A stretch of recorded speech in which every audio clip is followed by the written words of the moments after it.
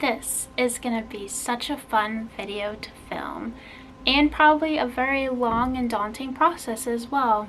We will be going through my 24 priority reads for 2024.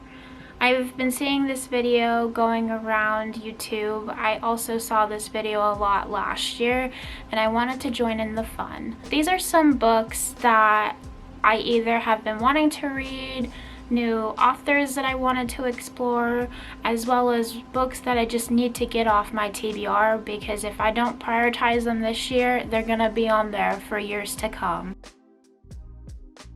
Hi, my name is Victoria. Welcome back to my channel, or welcome to my channel if you are new. This is a brand new channel, so most likely you are new. I decided to join the booktuber community after watching and admiring so many amazing book girlies, and I just wanted to be a part of the fun basically. So this is my second video on my channel. If you missed the first one, I will have it linked below. But without further ado, let's get started. These books are in no particular order of when I want to read them or which one I want to read first. So they're just whatever is on this shelf that I'm going to pull from. So the first book I'm going to speak about is Meredith Alone by Claire Alexander. This is a book that I bought, I think, back in 2022, so it's been on my TBR shelf for a hot minute. And when I say this book was published like soon after COVID, and I think has like influenced some of the themes in this book. Specifically, Meredith is a remote worker for her job, so she doesn't really leave her house. She basically stays at home alone with her cat. And the story is her pushing herself out of her comfort zone of leaving her home, connecting with people that she wouldn't normally connect with, like her coworkers or old friends or old relationships that kind of fizzled out. And she's doing these things that she wouldn't normally do to explore and basically grow as an individual. That's what first attracted me to this book. That is our first book for the list. Alone with You in the Ether is also on this list by Olivia Blake. This would be my very first book to read by this author. I'm actually going to read the first paragraph of the synopsis of this book because it best represents the common themes for this book. Two people meet in the Art Institute by chance. Prior to their encounter, he is a doctoral student who manages his destructive thoughts with compulsive calculations about time travel.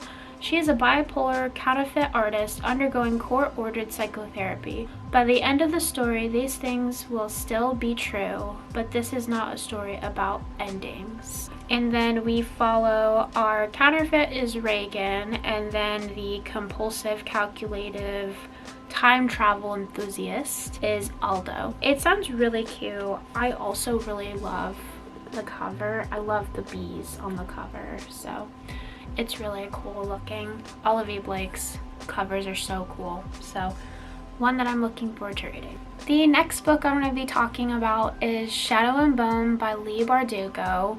I am choosing to read the Shadow and Bone trilogy before diving into Six of Crows. Whenever I was looking to the reading order of the Six of Crows series and Shadow and Bone, a lot of people said if you read Shadow and Bone first, you get more of that world building, and it will prep you for like the characters that also get introduced in Six of Crows.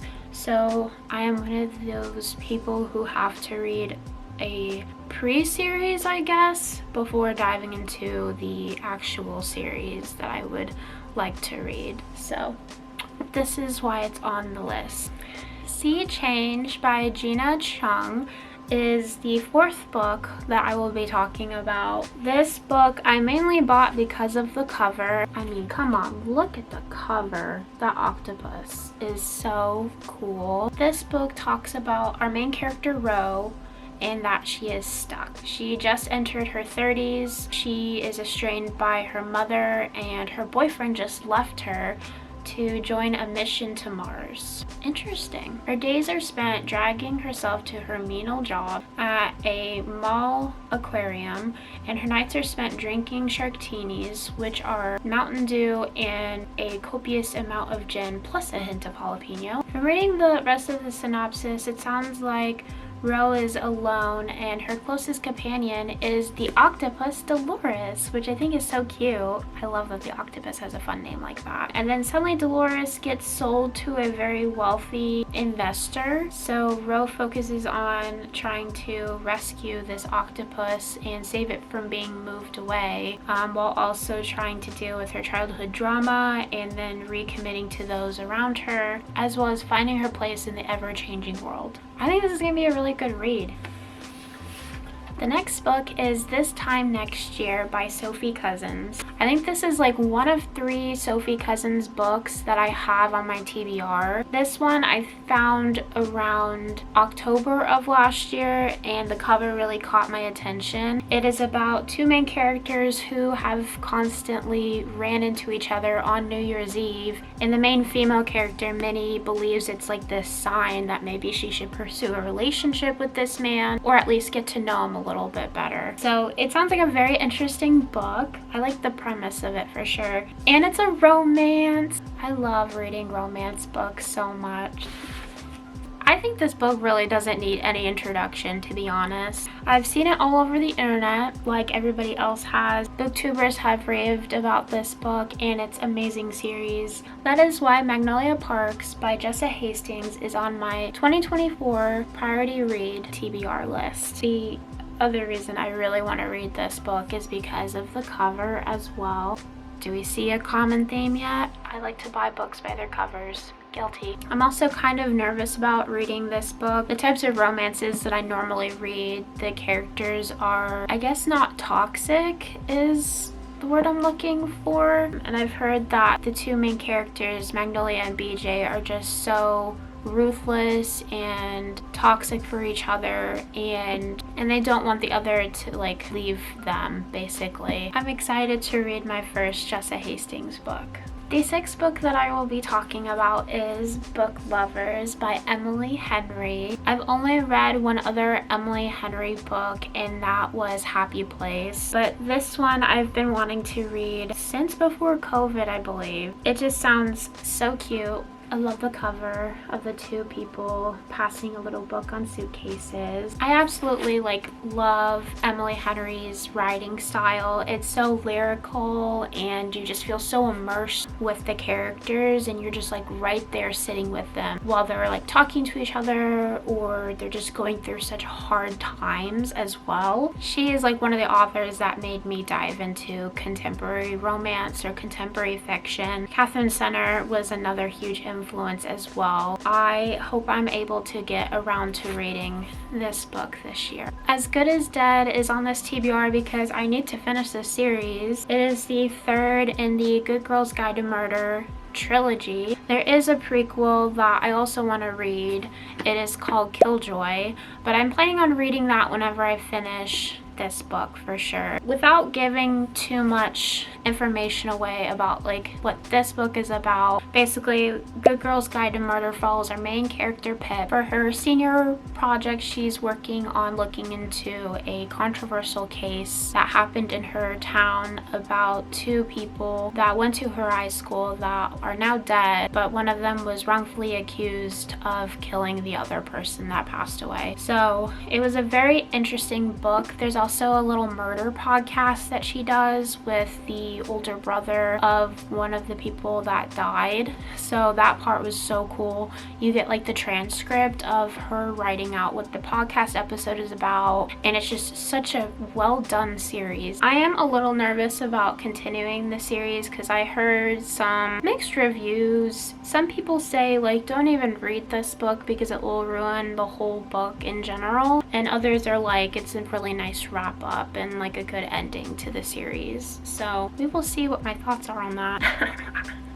This book, let me tell you. Oh my gosh, I've wanted to read this so many times last year, but it never happened. The next book I'm talking about is Carrie Soto is Back by Taylor Jenkins Reid. The book girlies really influenced me whenever they got together and each read this book. The premise of it I think is really cool. It's about Carrie Soto coming out of retirement as a tennis player because somebody's about to beat her record and she needs to show them that she can still do it and that she should keep the record. I also want to flaunt the copy that I have. This is a paperback, but the edges are so cool on it. It's like the rough edge look basically. It's so cool. Like the texture of the end pages are so cool.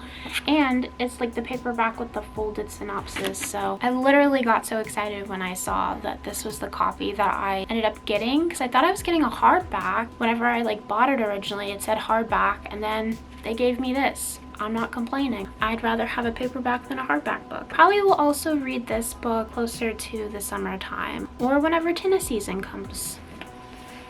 Book number 8 is Then She Was Gone by Lisa Jules. Man, oh man, I am very nervous about reading this one. I've heard some booktubers really like this, and then there are some that say like there's a part in this book that just makes people feel icky and gross inside. Definitely a lot of mixed reviews. We follow our main character. She's a mom who lost one of her daughters a few years ago. Like the daughter was kidnapped, and fast forward a few years or like 10 years, she gets in a relationship with a guy and one of his daughters looks exactly like her daughter that she lost. I thought the plot was so cool and sounded really crazy, and I love that the mom is like investigating it. This will also be my first Lisa Jules book, so I'm excited to read one of her novels finally. Book number 10 is A Part of Your World by Abby Jimenez. This will again be my first book by this author. I absolutely love this cover. There's a little goat on the side next to the main characters. So cute. I know like her books have also been circulating a lot more recently. She's coming out with the third and final book for this series. So I'm wanting to get to this book and the next book in this series before the final book comes out. The House by the Cerulean Sea is the next book I want to talk about. This is by TJ Klune. We basically follow our main character, Linus Baker, who is a caseworker for the department in charge of magical youth. He basically is assigned to this case of kids who are considered dangerous, and it's up to him to determine if that's true or not. But he also gets to know the caretaker, Arthur, and the secret that he is apparently hiding to keep the kids safe and also to keep himself safe as well. I know a lot of the booktube girlies have also read this book. Sarah Caroli recently read this book, and after seeing her read it, it definitely inspired me to put this book on the list. The next book marks the halfway point through the 24 books I want to read in 2024. Babel, or Babel, however way you're supposed to pronounce it, by R.F. Kuang. This book intimidates me so much because 1, she's a thick, chunky girl, and 2, I was able to get my fiance to read this book last year, and he said that I might have a hard time understanding it and following what's going on because the world building is like so intense and the magic system is very hard to follow. I definitely want to like challenge myself a little bit more this year in my reading of picking up books that maybe intimidate me or just expanding my reading genre palette a little bit more, but I'm ready for the challenge, honestly. Let's jump into the next book on my list, which is What Lies in the Woods by Kate Alice Marshall. This was a book of the month pick last year that I wish I would have selected instead of what I actually ended up selecting. I'm actually going to also read the synopsis because I think it does it more justice than how I would actually explain what this book is about. So we're following our main character, Naomi Shaw, who used to believe in magic. 22 years ago, she and her 2 best friends, Cassidy and Olivia, spent the summer roaming the woods, imagining a world of ceremony and wonder. the goddess game. The game became an obsession and refuge for the three girls. The sanctuary was suddenly shattered when Naomi was attacked. Miraculously, she survived her 17 stab wounds and lived to identify the man who hurt her. The girls' testimony put away a serial killer wanted for murdering 6 other women. They were the heroes, and they were also the liars. For decades, the friends have kept a hidden secret that might be worth killing for, hidden in the forest. But now Olivia wants to tell the whole story, then she goes missing, and Naomi sets out to find what really happened in the woods, no matter how dangerous the truth turns out to be. Doesn't that sound interesting? That is like one of the main reasons why I put this on the list. Better Than Fiction by Alexa Martin is the next book that I will be talking about. This is actually one of the first books that I bought whenever I got back into reading. It is about our main female character who ironically doesn't like reading, doesn't like books, and our male character is a author, and whenever he comes across the main female character and finds out her dirty little secret, he kind of tries to convince her that reading is actually wonderful and beautiful and you can immerse yourself in magical worlds. And their connection also grows because she's inheriting her grandmother's bookstore, so I think he also helps her with that piece as well. Sounds so cute. A cute little romance. Book number 15 is The Reunion by Kayla Olson. This is also a romance read. I am a little bit nervous about reading this one. If I had to say, this is probably like one of the books that I'm least excited to read just because I've heard negative reviews about this book. Specifically, like the book starts out really good and then it just hits a point in the story that it goes downhill. But I know the main characters used to be a part of the show. They also were close off camera and off script, and then now they're reuniting for a reboot of the show, I believe. The plot sounds interesting. I just really hope I don't let the negative reviews skew my perception about the book. The next book that is on my list is Dava Chaudhry's Last Day by Kirthana Ramisetti. I hope I pronounced that right. This was another book that I bought also whenever I started getting into reading. It was actually from a blind date with a book. It was just sitting out in my Barnes & Noble one day, and the words that they used to describe this book just sounded really cool because the main character is a celebrity, so there's celebrity drama, and she fakes her death for publicity and then goes and tells her kids, actually I'm alive, when they've been mourning for her, and she basically has to fix the relationships that she has with them, as well as like falling out that she has with other celebrities and what fame has really done to her. So I really want to focus on this book because this was also a book that I put on my 2023 priority TBR and I just never got to it.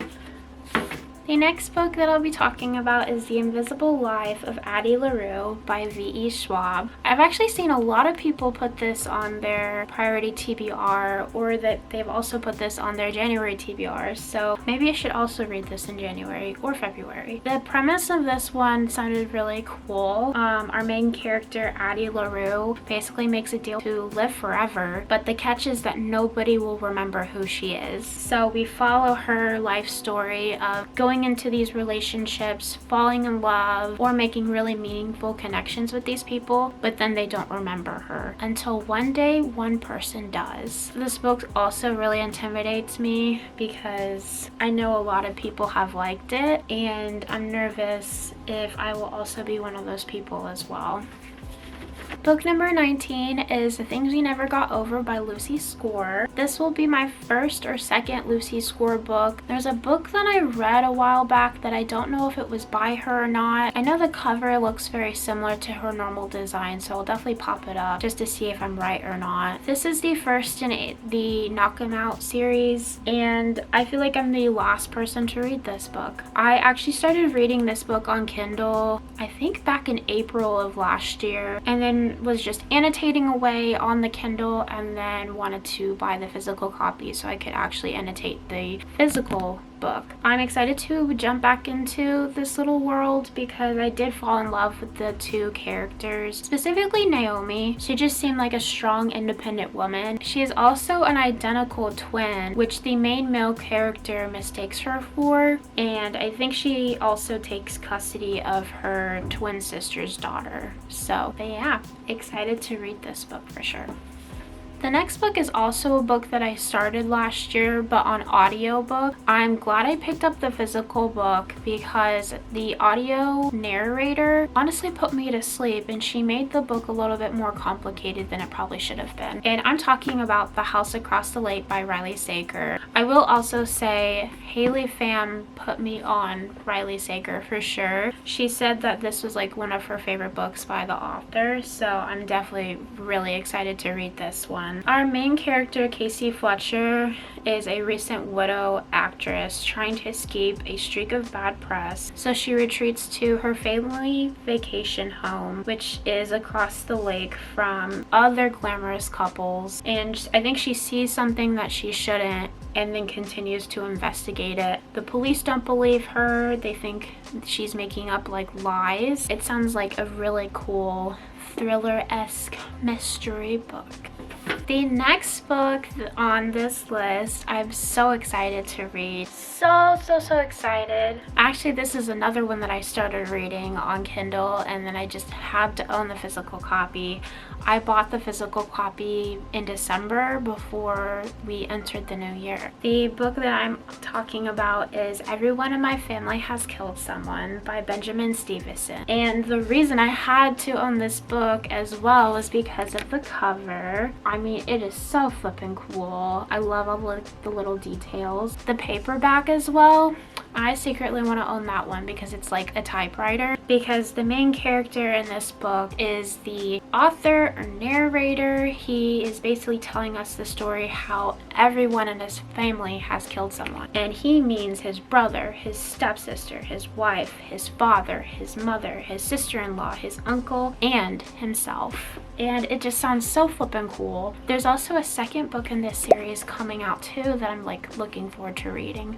So this one is definitely going to be a priority, so then I can like dive back into the world as well. And this is the final 3 books on the list. So book number 22 is Dial A for Aunties by Jessie Q. Sutanto. I've only read one other book by this author, which I will pop up right above. I know this author's writing style is very like quirky, very funny, humorous, and the characters are just so lovable. I definitely love that in the other book I read by her, so I'm really excited to read another one of her books. I think this is the first one in a trilogy. I know there's a third one coming out also this year. I know that the main female character in this book, I think, accidentally kills her wedding date, so she has to dial her aunties to help her get herself out of the pickle. The next book I was definitely also influenced to pick up and read by another one of my favorite booktubers as well. This is The Lonely Castle in the Mirror by Mizuki, and I'm not going to pronounce the last name because I don't want to disrespect it or anything. The cover is also really pretty and so cool. I love how like this book is designed for sure. Our main 7 characters wake up to their mirrors glowing, so they step through them and they are suddenly in this beautiful castle. They have to work together to figure out how to escape. They have to follow these rules that they're given, otherwise they will receive serious consequences. And also they're trying to hide their own secrets as well. I think this is going to be a really cool, enchanting read. I think this will help me step a little bit more into like the fantasy-esque genre, so I am just really excited to finally read this book. Last but not least, The Clink Queue by Meryl Wilsner. This book I wanted to read a lot earlier last year. I think I actually wanted to read it as soon as it came out, but I prioritized other books that came out around the same time. This one just sounds so cute. I remember, I think I picked this up whenever I was obsessed with Ted Lasso. definitely check that show out if you haven't already. That show is just so heartwarming, and the cast of characters, I really wish they existed in real life. But the Cleat Cute, we follow our two main female characters who are on the same soccer team. One of them is recovering from a serious injury, I think, or maybe it's close to retirement, and then she's basically training the other main female character as her protege. They have a little bit of mixed feelings towards one another, but they grow close, obviously, since they'll be in close proximity with each other. I'm so excited to read this book as well. Now that we got the book TBR priority reads out of the way, let's dive into some goals. So I have them broken up between my reading goals and like my YouTuber goals. Starting with the reading goals, my first one is to be very intentional with buying books. I am that type of person who unfortunately buys a lot of books before reading the books that are already on my TBR. So it's a habit that I really want to cut back on. I'm not like setting myself a limit of how many books to buy per month or per year, because I don't want to take the fun out of like book buying or like reading in general. The idea is just to be a lot more intentional and to think what physical copies of books I want to own for my big future library. And that goal kind of goes along with my next one, which is to reduce my physical TBR by 30%. This is where I get real with you guys. I have a total of 230 books on my physical TBR.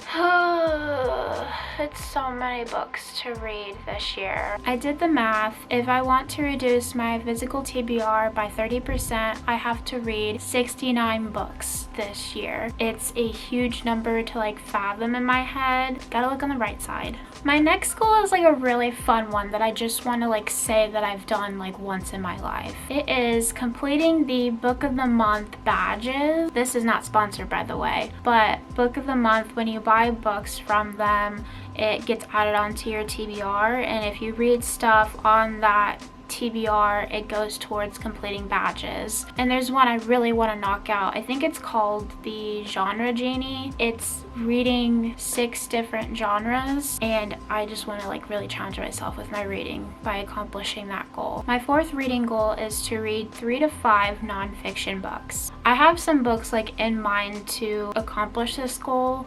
I'm just excited to dive into the world of nonfiction, regardless of what type of book that is. My last reading goal is to read 100 books this year, and I was able to accomplish it last year. I actually read 132 books, which really surprised me. I know like I can accomplish that goal probably again this year, but I don't want to like make it like a priority to like read more if I'm not feeling it, or if I like can't reach that goal, like not make a big deal out of it.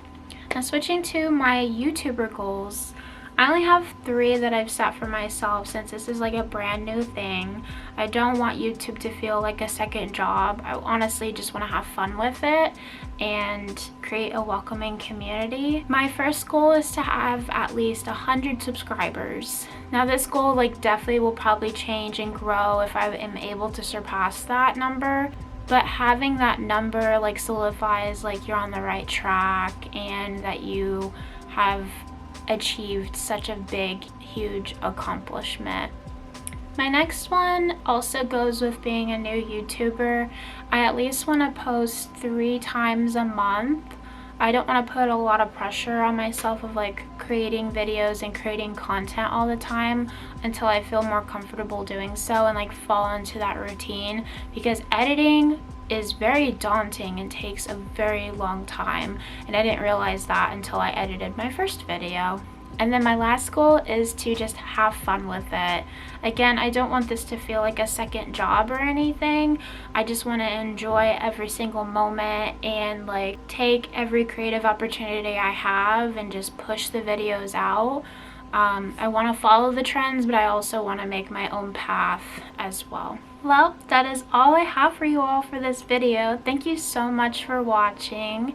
Thank you for clicking on my video. Be sure to say hello in the comments, and then also share what your 2024 priority reads are.